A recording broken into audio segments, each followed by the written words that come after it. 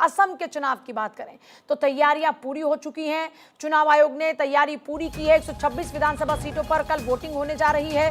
2 करोड़ से ज्यादा वोटर्स असम में वोटिंग करते हुए नजर आएंगे। असम में आपने देखा कि पूरी ताकत पॉलिटिकल पार्टीज झोंकती हुई नजर आ रही हैं और असम चुनाव को लेकर आपने देखा कि खासतौर पर अगर बीजेपी की बात करते हैं तो खुद प्रधानमंत्री मोदी, तमाम दिग्गज नेता, अब चाहे गृह मंत्री अमित शाह लगातार डटे रहे और चुनाव प्रचार में पूरी ताकत झोंकी। दूसरी तरफ अब क्योंकि वो घड़ी आ चुकी है जब नेताओं की मेहनत के बाद जनता का फैसला अब होगा, तो असम में चुनाव प्रचार खत्म हो चुका है और सबसे बड़ी बात यह कि असम में इस बार का चुनाव बड़ा इंपॉर्टेंट है। सर्वेश मेरे साथ इस वक्त हैं। सर्वेश, चुनाव आयोग की तैयारियां पूरी हो चुकी हैं। 40 लाख महिलाएं होंगी, महिलाओं पर पूरी नजर हर पॉलिटिकल पार्टी की। अभी क्या कुछ तैयारियां नजर आ रही हैं और किस तरह से अभी आप पूरा माहौल देख रहे हैं चुनावी?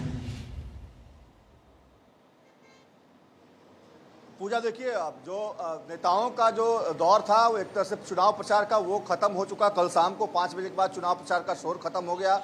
लेकिन उम्मीदवार जो हैं वो डोर टू डोर कैंपेन कर रहे हैं, लोगों से मिल रहे हैं। हालांकि इस दौरान कोई किसी भी खास उम्मीदवार के लिए वोट अपील नहीं की जा रही है, लेकिन ये जरूर कहा जा रहा है कि पहले मतदान फिर जलपान।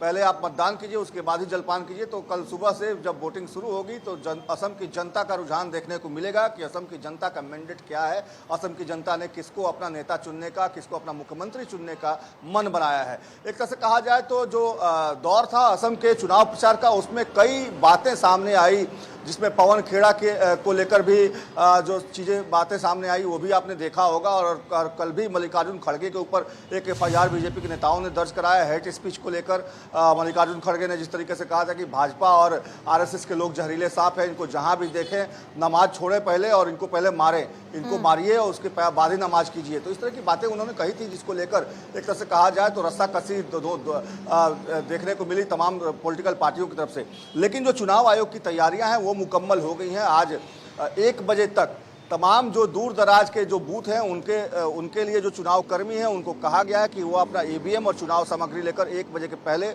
यहाँ से कूच कर जाएं। तो आज 1 बजे दोपहर के पहले तक तमाम जो ऐसे चुनाव में लगे हुए कर्मचारी होंगे वो अपना चुनाव सामग्री और EVM लेकर यहाँ से निकल जाएंगे। इसके अलावा जो यहाँ पे खास व्यवस्था की गई है, कैंप लगाया गया, कैंप लगाकर EVM का डिस्ट्रीब्यूशन और चुनाव सामग्री का डिस्ट्रीब्यूशन किया जा रहा है।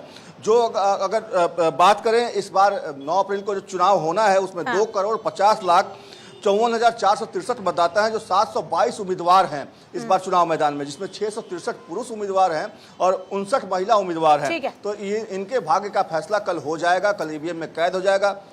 पूजा, जाहिर तौर पर कल उम्मीदवारों की किस्मत का फैसला हो जाएगा। 722 उम्मीदवार चुनावी मैदान में, 126 विधानसभा सीट वाले असम पर पॉलिटिकल पार्टीज की पूरी निगाह है, लेकिन जनता का फैसला क्या रहेगा इसको लेकर पिक्चर साफ होगी जब नतीजे आएंगे 4 तारीख को। और बड़ी खबर है, आपका बहुत शुक्रिया फिलहाल।